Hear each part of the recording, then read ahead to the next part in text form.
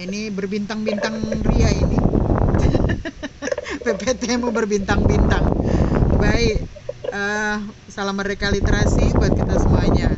Kali ini teman kita Revigo dari Prodi Manajemen Tekon akan mempresentasikan, mengisahkan bagaimana yang dirasakan pada saat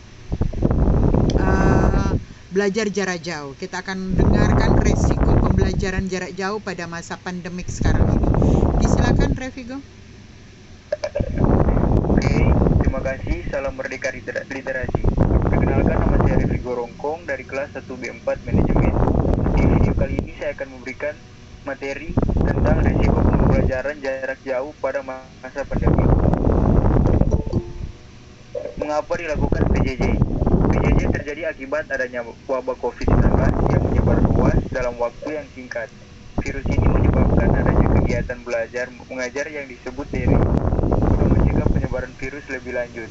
Kebijakan belajar dari rumah mulai diterapkan pada tanggal 9 Maret 2020 setelah Menteri Pendidikan dan Kebudayaan mengeluarkan surat edaran nomor 2 tahun 2020 dan nomor 3 tahun 2020 tentang pembelajaran secara daring dan bekerja dari rumah dalam rangka pencegahan penyebaran coronavirus esensi. Seturut dengan tidak lanjut dari setiap sekolah maupun tanpa pendidikan lainnya segera mengadakan kegiatan daring.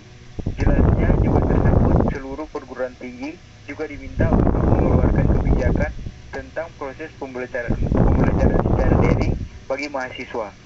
Oleh karenanya, semua perguruan tinggi di Indonesia melakukan penyesuaian terhadap kebijakan ini dalam merubah seluruh kegiatan belajar mengajar dilakukan secara daring. Suka dalam pembelajaran jarak jauh. Suka yang dialami dalam PJJ berbeda-beda pada setiap orang. Salah satu suka dalam PJJ, kita tidak perlu bersiap untuk pergi ke kampus.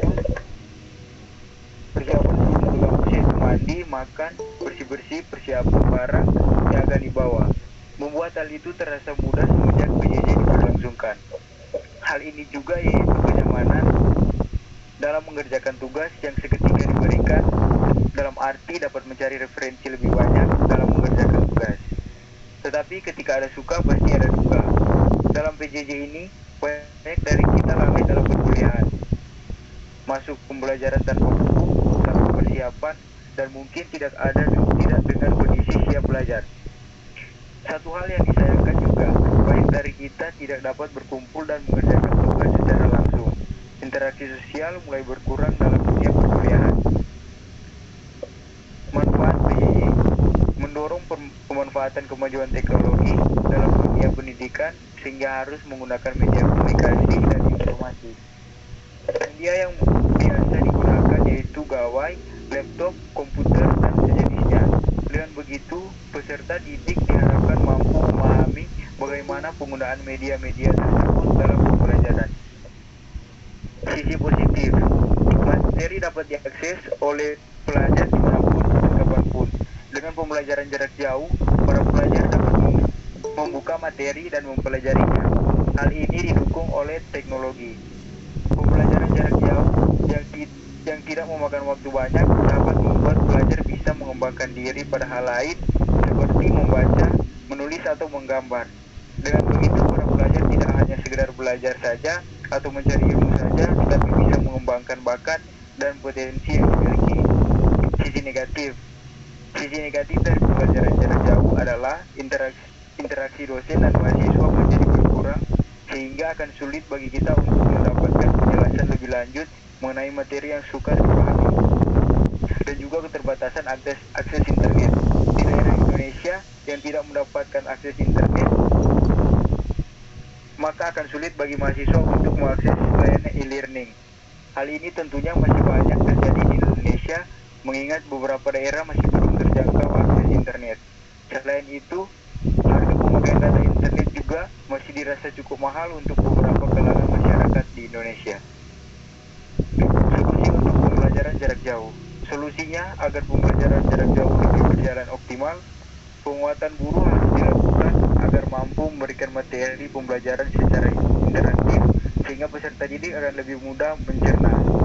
Guru diberi pelatihan secara daring agar mampu memberikan pembelajaran yang menarik interaktif, ringan, dan tidak terlalu berat.